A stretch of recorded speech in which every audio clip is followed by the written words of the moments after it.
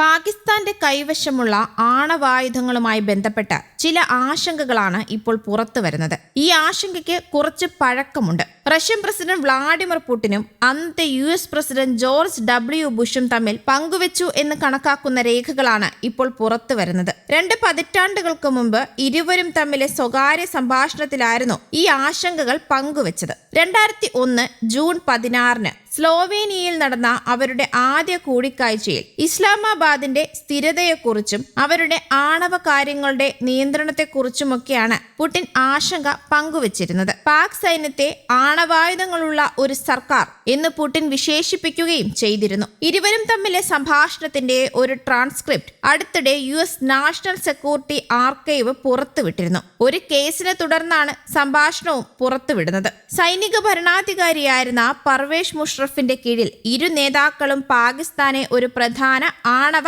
ആശങ്കയായി കണ്ടുവെന്നാണ് 2001 2008 ഇടയിൽ നടന്ന അസാധാരണമായ കൂടിക്കാഴ്ചകളും കോളുകളും ഉൾക്കൊള്ളുന്ന രേഖകൾ വ്യക്തമാക്കുന്നത്. ആണവ ലംഘനങ്ങൾ ആരോപിക്കപ്പെടുന്ന മറ്റു രാജ്യങ്ങളുടെ അതേ നിലവാരത്തിലുള്ള അന്താരാഷ്ട്ര സമ്മർദ്ദം എന്തുകൊണ്ട് പാകിസ്ഥാൻ അഭിമുഖീകരിക്കുന്നില്ല എന്നാണ് സ്ലോവേനിയൻ യോഗത്തിൽ പുടിൻ ചോദിക്കുന്നത്.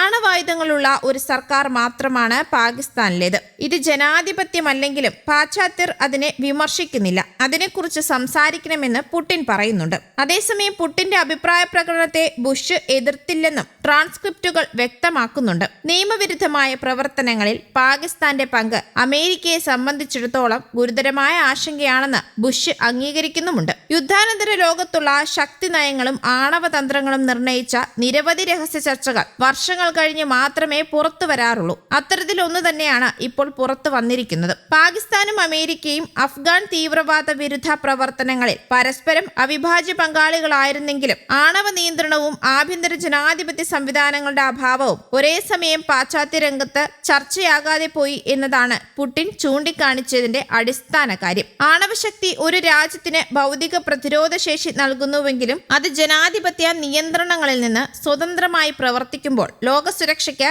ഇരട്ടവാളാകാൻ കഴിയുമെന്ന മുന്നറിയിപ്പായിരുന്നു റഷ്യ ഉയർത്തിയത്. റഷ്യയെ ശത്രുവല്ല, പടിഞ്ഞാറിന്റെ പങ്കാളിയാണെന്നാണ് ബുഷ് എന്ന് വിശേഷിപ്പിച്ചിരുന്നത് എന്ന് രേഖകൾ തെളിയിക്കുന്നു. ഇരു രാജ്യങ്ങളും ഭിന്നതകൾക്കപ്പുറം ആണവ നിർവ്യാപന സഹകരണത്തെ ആധാരമാക്കി പ്രവർത്തിക്കാമെന്ന ബുഷിന്റെ നിലപാട് ആ കാലഘട്ടത്തിലെ ആഗോള രാഷ്ട്രീയത്തിന്റെ സ്വഭാവം വ്യക്തമാക്കുന്നുണ്ട്. അതേസമയം റിപ്പോർട്ടുകൾ പ്രകാരം പാകിസ്ഥാന്റെ സൈനിക കമാൻഡ് ഘടനയിൽ ആണവായുധങ്ങൾ സ്ട്രാറ്റജിക് പ്ലാന്റ് ഡിവിഷന്റെ കീഴിലാണ്.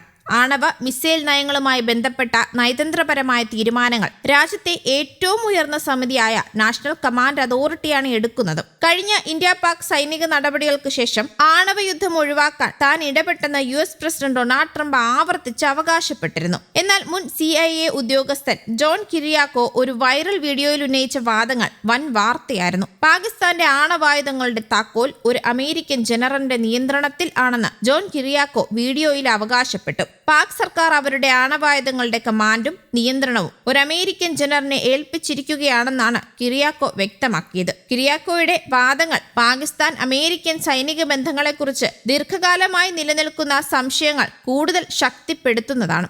News desk Kerala Kaumudi.